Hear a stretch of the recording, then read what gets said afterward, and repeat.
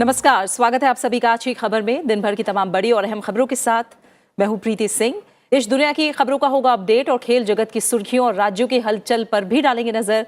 आइए शुरुआत करते हैं हेडलाइंस के साथ। नौकरी की तलाश में जुटे युवाओं के लिए बड़ी खुशखबरी। अगले 1.5 साल में 10 लाख लोगों की भर्ती की प्रधानमंत्री ने की घोषणा। मिशन मोड में हायरिंग का आदेश। सैनिकों की भर्ती के लिए नई अग्निपथ योजना का ऐलान। सुरक्षा मामलों की मंत्रिमंडल समिति की बैठक में नई योजना को मंजूरी। युवाओं को मिलेगा सशस्त्र बलों में 4 साल सेवा करने का अवसर। प्रधानमंत्री की अध्यक्षता में हुई कैबिनेट की बैठक में कई फैसलों को मंजूरी। धोलेरा में ग्रीनफील्ड एयरपोर्ट डेवलपमेंट को हरी झंडी। कर्ज लौटाने के लिए कोचीन बंदरगाह प्राधिकरण को 3 साल की मोहलत। लगातार दूसरे दिन कांग्रेस नेता राहुल गांधी से ईडी ने की पूछताछ। कांग्रेस का विरोध प्रदर्शन। हिरासत में लिए गए कई नेता। पार्टी ने पूछताछ को बताया असंवैधानिक। और लगातार दूसरी बार एएफसी एशिया कप फुटबॉल में टीम इंडिया ने बनाई जगह। फिलीपींस पर फिलिस्तीन की जीत से मिली मदद। हांगकांग के खिलाफ आखिरी ग्रुप मैच से पहले ही किया क्वालिफाई।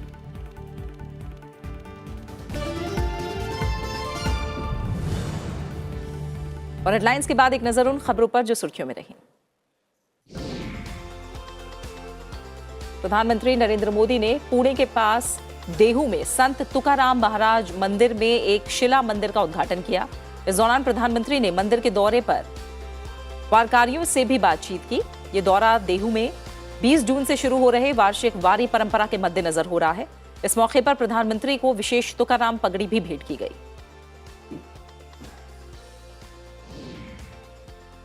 नागर विमानन मंत्री ज्योतिरादित्य सिंधिया ने IOTEC वर्ल्ड एविगेशन को नए ड्रोन नियमों के तहत फर्स्ट टाइप प्रमाण पत्र प्रदान किया है। उन्होंने इसे मिनिमम गवर्नमेंट मैक्सिमम गवर्नेंस की ओर एक बड़ा कदम बताया। नए ड्रोन नियम पिछले साल 25 अगस्त को जारी किए गए थे। श्रीनगर में सुरक्षा बलों और आतंकवादियों के बीच हुई मुठभेड़ में एक पाकिस्तानी नागरिक सहित लश्कर-ए-तैयबा के 2 आतंकवादी मारे गए। मुठभेड़ में एक पुलिसकर्मी भी मामूली रूप से घायल हुआ है। मारे गए दूसरे आतंकवादी की पहचान आदिल हुसैन मीर उर्फ सूफिया के तौर पर हुई है, जो अनंतनाग जिले का निवासी था। नागर विमानन महानिदेशालय ने एयर इंडिया पर 10 लाख रुपए का जुर्माना लगाया है। एयर इंडिया द्वारा वैध टिकट रखने वाले यात्रियों को यात्रा की अनुमति नहीं देने और उसके बाद अनिवार्य मुआवजा देने से इनकार करने के मामले में DGCA ने यह जुर्माना लगाया है। देश में एक दिन में कोविड-19 के 6,594 नए मामले सामने आए हैं। इसके साथ ही इलाज करा रहे मरीजों की संख्या बढ़कर 50,548 हो गई है। कोविड-19 से उबरने वाले लोगों की राष्ट्रीय दर 98.67% है। कोविड रोधी टीकाकरण अभियान के तहत अब तक 195.35 करोड़ से अधिक खुराक दी जा चुकी हैं। खाद्य वस्तुओं और कच्चा तेल के महंगा होने से थोक कीमतों पर आधारित मुद्रास्फीति मई में बढ़कर 15.88% के रिकॉर्ड उच्च स्तर पर पहुंच गई। थोक मूल्य सूचकांक पर आधारित मुद्रास्फीति इस साल अप्रैल में 15.08% और पिछले साल मई में 13.11% थी। वैश्विक स्तर पर कमजोर रुख के बीच घरेलू शेयर बाजारों में लगातार तीसरे कारोबारी सत्र में गिरावट रही। BSE सेंसेक्स 153 अंक से अधिक के नुकसान के साथ बंद हुआ। निफ्टी भी गिरावट के साथ बंद हुआ। निवेशक फेडरल रिजर्व की बैठक में परिणाम आने से पहले बेहतर सतर्क रुख अपना रहे हैं। जम्मू कश्मीर में वार्षिक अमरनाथ यात्रा की शुरुआत से पहले आज ज्येष्ठ पूर्णिमा के अवसर पर भगवान शिव की पवित्र गुफा मंदिर में प्रथम पूजा की गई। चीन ने करीब 18 महीने के बाद भारतीय नागरिकों के लिए वीजा आवेदन की प्रक्रिया फिर शुरू की है। चीन ने नवंबर 2020 से भारत से विमानों के आवागमन और भारतीयों के लिए वीजा पर प्रतिबंध लगा रखा था। दिल्ली में चीन के दूतावास ने अपनी वेबसाइट पर इस आशय का नोटिस जारी किया।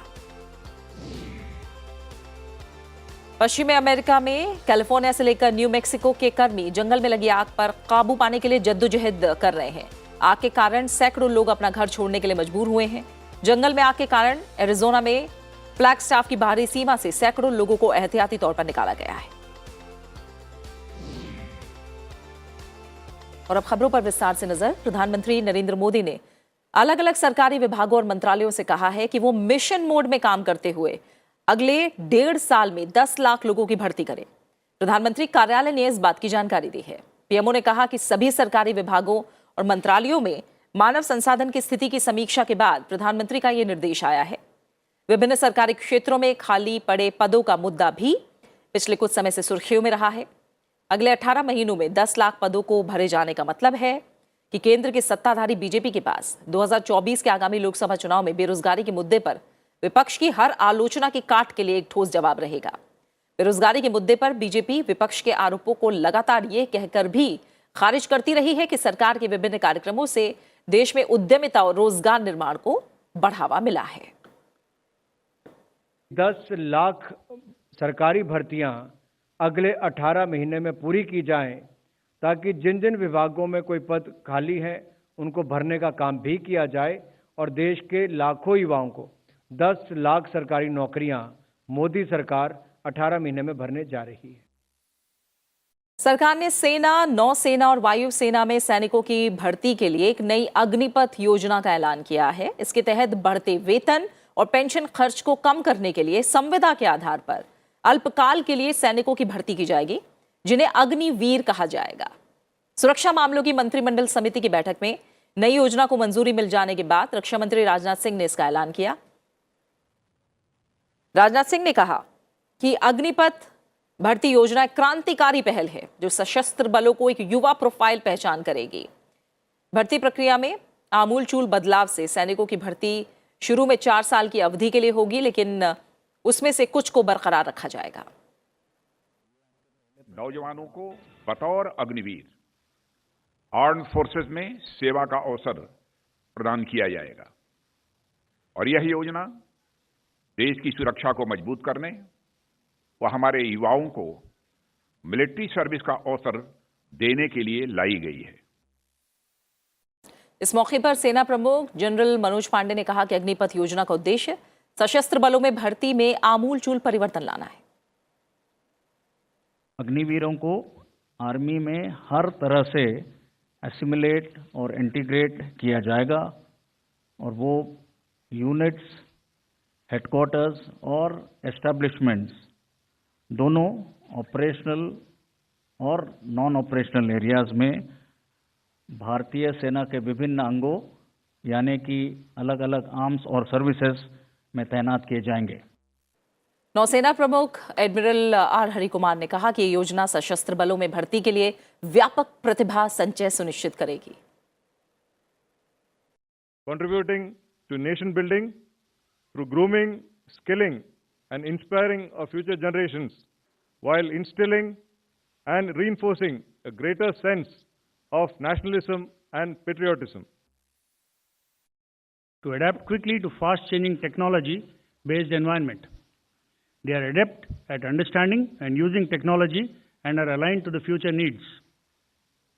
The Indian Air Force is looking to tap into this source of dynamic young people, train and expose them to high technology environment of the Indian Air Force, and hone their skills for future employment. कार्यकाल पूरा होने पर अग्निवीरों को एक मुश्त सेवा निधि package दिया जाएगा। इस साल 46,000 अग्निवीरों की भर्ती की जाएगी। अग्निवीरों को 30 से 40,000 रुपए मासिक वेतन और भत्ते दिए जाएंगे। सेवा निधि को आयकर से छूट भी होगी। साथ ही उन्हें 48 लाख रुपए का जीवन बीमा कवर प्रदान किया जाएगा, जिसके लिए उन्हें कोई भुगतान नहीं करना होगा। इसके लिए ऑनलाइन केंद्रीकृत व्यवस्था के माध्यम से पंजीकरण करवाना होगा। इसके लिए आयु सीमा 17 वर्ष 5 महीने से 21 वर्ष तक रखी गई है। जनरल ड्यूटी सैनिक के लिए शैक्षिक योग्यता 10वीं निर्धारित की गई है।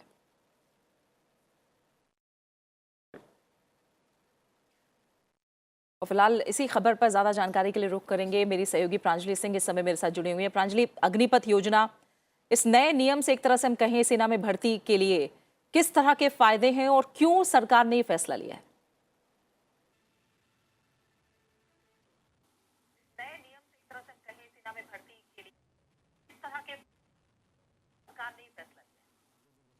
जी बिल्कुल प्रीति, बहुत महत्वपूर्ण सवाल। लेकिन उससे पहले मैं शुरुआत बस यहाँ से करना चाहती हूँ कि एक बहुत बड़ा कन्फ्यूज़न हमारे देश के युवाओं के बीच बना हुआ था, और खास करके जब कोरोना का वक्त जब शुरू हुआ प्रीति, और उससे लेकर के अब तक हर कोई बस इस सवाल का जवाब जानना चाहता था कि कब होगी भर्तियां। तो इस सवाल का जवाब कम से कम आज रक्षा मंत्री और तीनों सेनाओं के प्रमुख ने दे दिया है कि लीजिए, भर्तियों का जो सिलसिला है वो शुरू हो चुका है, और एक बहुत बड़ी उम्मीद देश के युवाओं के बीच जगी है। बहुत मोटा मोटी आपने बता दिया है कि 40,000 भर्तियां होनी है, और जो पेमेंट है वो कितना होगा उसकी जानकारी आपने दे दी है, इसलिए मैं इस तरफ तो नहीं। हाँ, लेकिन जो महत्वपूर्ण जो जानकारी हमारे देश के युवाओं को या फिर जो देश को जानना चाहिए वो सबसे अहम ये है, देखा जाए तो ये जो पूरी प्लानिंग है ये काफी वक्त से हो रही थी, और सीसीएस ने फाइनली जो सुरक्षा संबंधी जो समिति है उसने इस पर मुहर लगा दिया, और मुहर लगाने के बाद अब ये पूरा जो ड्राफ्ट है वो पूरी योजना के तौर पे हमारे सामने आ चुका है। 2023 में इसका पहला बैच जो है हमें मिल जाएगा। और मुझे जो सरकार जो एक मैसेज देने की कोशिश कर रही है, राजनाथ सिंह जो रक्षा मंत्री हैं, उन्होंने एक वर्ड इस्तेमाल किया आज की प्रेस कॉन्फ्रेंस में, वो था यूथफुल। 17 से 21 साल, और साथ ही साथ उन्होंने ये भी कहा कि जैसे ही आप 10वीं पास करते हैं आपको मौका मिल जाएगा हमसे जुड़ने का। हम चाहते हैं हमारी जो टीम हो वो बहुत यंग हो, और एक बहुत अच्छा मौका है कि उस यंग टीम को एक जो नई उम्र नई खून की बात जो करते हैं प्रधानमंत्री, जो शुरुआत से 2014 से ही कर रहे हैं, उसका एक बहुत बड़ा मैसेज जो है वो इस योजना के माध्यम से दिया गया है। योजना का नाम अग्निपथ और अग्निपथ है, और जो अग्निवीर है जल्द ही वो हमारे बीच होंगे। एक बहुत अच्छा, एक बहुत बड़ा स्कोप जो है वो युवाओं को मिलेगा। वो बिल्कुल, दे रही है। बहुत बहुत शुक्रिया प्रांजलि हमारे साथ जुड़ने के लिए और इस बातचीत के लिए, इस जानकारी को हम तक पहुंचाने के लिए। खबरों में आगे बढ़ते हैं। प्रधानमंत्री नरेंद्र मोदी की अध्यक्षता में हुई कैबिनेट की बैठक में कई महत्वपूर्ण फैसले लिए गए हैं। मंत्रिमंडलीय समिति ने 1305 करोड़ रुपए की अनुमानित लागत से गुजरात के धोलेरा में नए ग्रीनफील्ड हवाई अड्डे के पहले चरण के विकास के प्रस्ताव को मंजूरी दी है, जिसे 48 महीने के भीतर पूरा किया जाना है। Dholera international airport company limited इसे बनाने का काम करेगी। Dholera international airport company limited इसको बनाने का काम करेगी। इसमें 51% share holding airport authority of India यानी कि भारत सरकार की होगी। गुजरात सरकार की 33% हिस्सेदारी होगी, और national industrial corridor development and implementation trust NICDIT की 16% इसमें हिस्सेदारी होगी। केंद्रीय मंत्रिमंडल ने कोचीन बंदरगाह प्राधिकरण को कर्ज अदायगी के लिए 3 साल की मोहलत देने के प्रस्ताव को मंजूरी दी है। यह मोहलत 2020 से लेकर 2023 तक के लिए दी गई है। कोचीन बंदरगाह प्राधिकरण पर केंद्र सरकार का 446.83 करोड़ रुपए बकाया है। प्रधानमंत्री नरेंद्र मोदी ने मुंबई के प्रतिष्ठित समाचार पत्रों में से एक मुंबई समाचार की 200वीं वर्षगांठ के उपलक्ष्य में विशेष डाक टिकट लॉन्च किया। इस मौके पर प्रधानमंत्री ने कहा कि मुंबई समाचार सिर्फ एक समाचार का माध्यम भर नहीं है, बल्कि एक धरोहर है। मुंबई समाचार भारत का दर्शन है, भारत की अभिव्यक्ति है। उन्होंने कहा कि बीते कोरोना काल के दौरान जिस प्रकार पत्रकारों ने राष्ट्रहित में एक कर्मयोगी की तरह काम किया, उसे भी हमेशा याद किया जाएगा। इन 2 सदियों में अनेक पीढ़ियों के जीवन को, उनके सरोकारों को मुंबई समाचार ने आवाज दी है। मुंबई समाचार ने आजादी के आंदोलन को भी आवाज दी, और फिर आजाद भारत के 75 वर्षों को भी हर आयु के पाठकों तक पहुंचाया। भाषा का माध्यम जरूर गुजराती रहा, लेकिन सरोकार राष्ट्रीय था। इससे पहले प्रधानमंत्री नरेंद्र मोदी ने मुंबई में राजभवन में स्वतंत्रता संग्राम के दिग्गजों को समर्पित एक संग्रहालय क्रांतिकारियों की गैलरी का अनावरण भी किया। महाराष्ट्र के तत्कालीन राज्यपाल C विद्यासागर राव के कार्यकाल के दौरान अगस्त 2016 में राजभवन में एक भूमिगत तहखाना मिला था। गैलरी में स्वतंत्रता आंदोलन के नायकों, आंदोलन में उनकी भूमिका, मूर्तियां, दुर्लभ तस्वीरें, भित्ति चित्र और आदिवासी क्रांतिकारियों पर स्कूली बच्चों द्वारा तैयार किए गए विवरण शामिल हैं। जब देश की आजादी, देश के उत्थान में योगदान देने वाले हर वीर वीरांगना, हर सेनानी, हर महान व्यक्तित्व, उनको याद करने का ये वक्त है।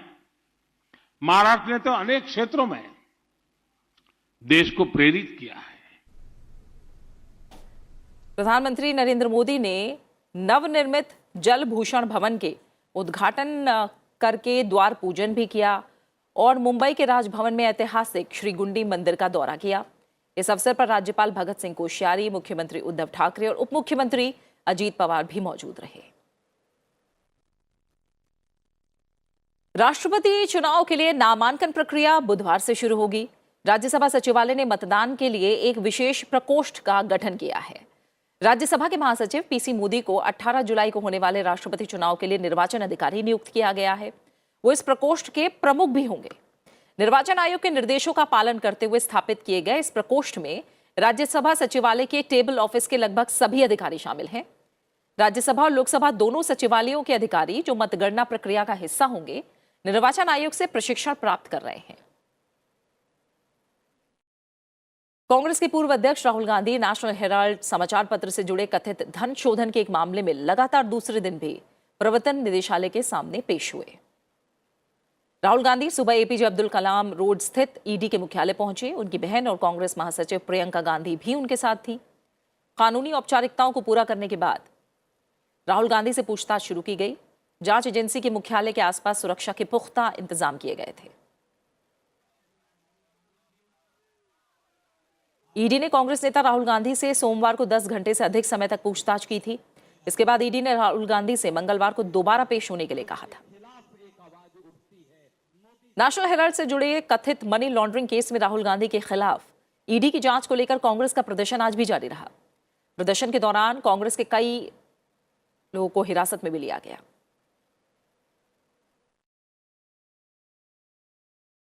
खबरें जारी है, लौट रहे हैं एक छोटे से ब्रेक के बाद।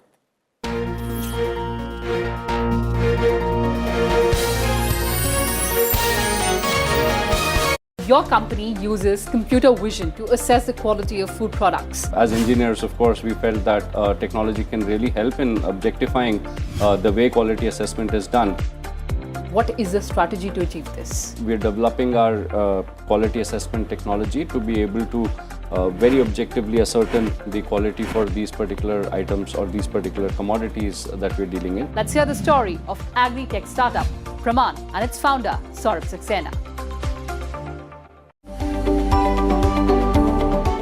We all know the importance of good health, but often we don't know how to achieve it. There's plenty of information available, but again, we don't know what is right and what is wrong. To know the truth and get your answers straight from some of India's top specialists, join me, Dr. Amrish Mithal, on Healthy India, only on Sansad TV.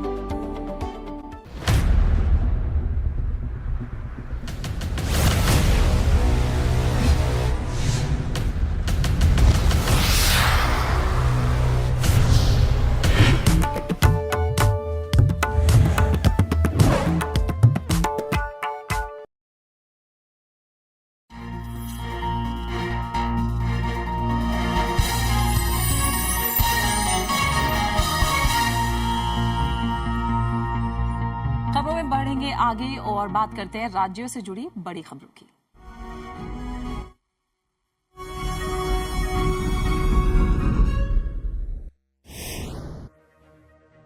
राष्ट्रपति रामनाथ कोविंद बेंगलुरु में ISKCON Shri राजाधिराज गोविंद मंदिर के लोकार्पण समारोह में शामिल हुए।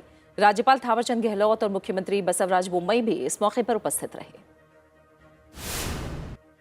प्रधानमंत्री नरेंद्र मोदी 16 और 17 जून को हिमाचल प्रदेश के धर्मशाला में हो रहे मुख्य सचिवों के पहले सम्मेलन की अध्यक्षता करेंगे। इस दौरान साझा विकास एजेंडे के क्रियान्वयन और आम जन की आकांक्षाओं को हासिल करने के लिए एक समेकित कार्रवाई का ब्लूप्रिंट तैयार करने पर चर्चा की जाएगी। उत्तर प्रदेश सरकार ने तबादला नीति 2022 को मंजूरी दे दी है। इसके तहत 15 से 20 जून तक तबादले किए जाएंगे। मुख्यमंत्री योगी आदित्यनाथ की अध्यक्षता में हुई कैबिनेट की बैठक में अन्य मुद्दों पर भी फैसला लिया गया है। बैठक में पुलिस के 40,000 पदों पर भर्ती के प्रस्ताव को भी मंजूरी दी गई है। उत्तराखंड के वित्त मंत्री प्रेमचंद अग्रवाल ने विधानसभा में 63,000 करोड़ रुपए से अधिक का बजट पेश किया। मुख्यमंत्री पुष्कर सिंह धामी ने कहा कि इस बार का बजट सभी की भावनाओं, जन कल्याण और उत्तराखंड के हर क्षेत्र को ध्यान में रखते हुए बनाया गया है। उत्तराखंड में आम आदमी पार्टी के प्रदेश अध्यक्ष रहे दीपक बाली बीजेपी में शामिल हो गए हैं। देहरादून में मुख्यमंत्री पुष्कर सिंह धामी की मौजूदगी में उन्होंने प्रदेश बीजेपी कार्यालय में बीजेपी का दामन थामा। मध्य प्रदेश में समाजवादी पार्टी के विधायक राजेश शुक्ला, बीएसपी विधायक संजीव कुशवाहा और निर्दलीय विधायक राणा विक्रम सिंह बीजेपी में शामिल हो गए हैं। मुख्यमंत्री शिवराज सिंह चौहान की अध्यक्षता में इन लोगों ने बीजेपी का दामन थामा है।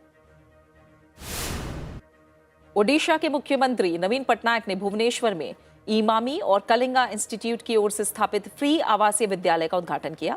उन्होंने कहा कि गुणवत्तापूर्ण शिक्षा के लिए ओडिशा के प्रयास को और मजबूत करेगा।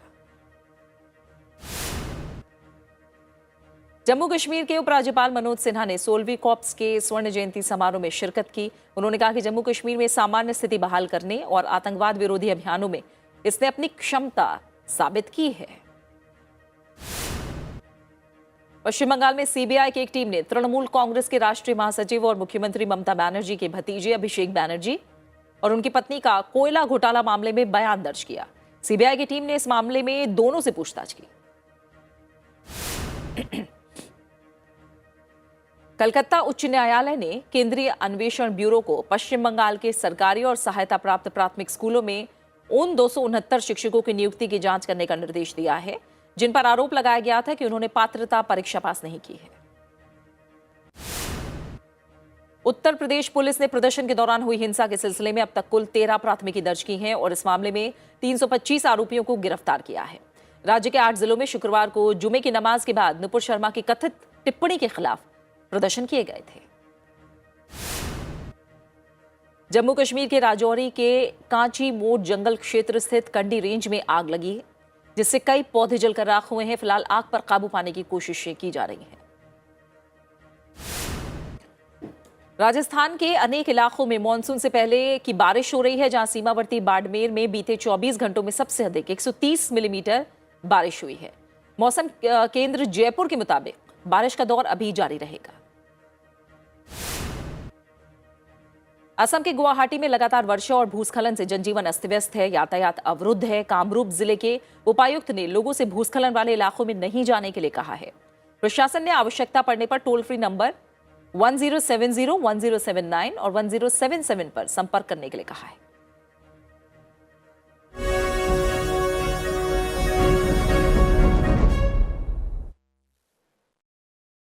श्रीलंका की नकदी संकट से जूझ रही सरकार ने बड़ी कंपनियों पर 2.5% सामाजिक योगदान कर लगाने सहित कई उपायों को मंजूरी दे दी है।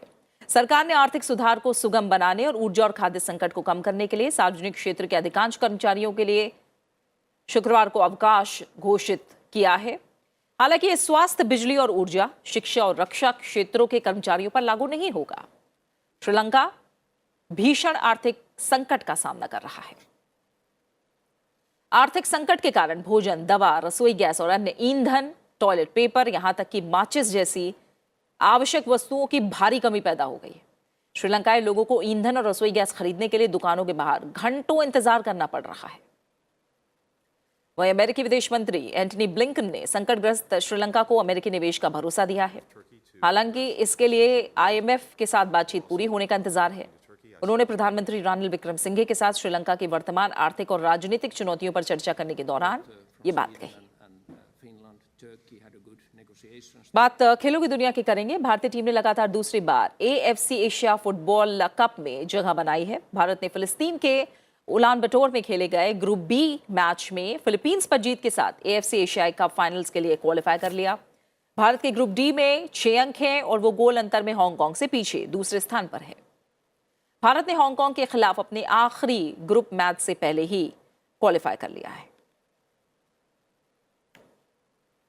आज विश्व रक्तदाता दिवस है। इस मौके पर देश भर में हजारों लोगों ने रक्तदान किया। साल 2004 में विश्व स्वास्थ्य संगठन ने रक्तदान दिवस मनाने की शुरुआत की थी। तब से हर साल 14 जून को रक्तदाता दिवस यानी ब्लड डोनर डे मनाया जाता है।